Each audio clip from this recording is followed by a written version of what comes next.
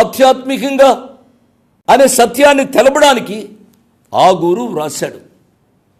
ఇవి బండ సందులలో ఆశ్రయం కలిగిన రీతిగా మనం కూడా బండైన క్రీస్తు ప్రభు వారి సందులలో, గాయపు సందులలో మనము ఆశ్రయము ఏర్పాటు చేసుకోవాలి. పౌలు గారు అంటాడు, ఆ బండ క్రీస్తే. యేసు ప్రభు వారు మన కొరకు గాయపరచబడ్డారు.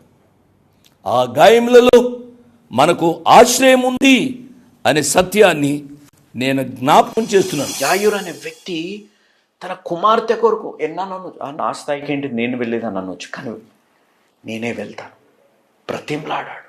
మిక్కిలి మీరు గమనించాలి, హీ వాజ్ బెగ్గింగ్, అయ్యా ఏసయ్యా మా ఇంటికి రండి, మా ఇంటికి రండి, నా కుమార్తె బాగాలేదు. He stood for her child, he trusted, ఆయన నమ్మాడు.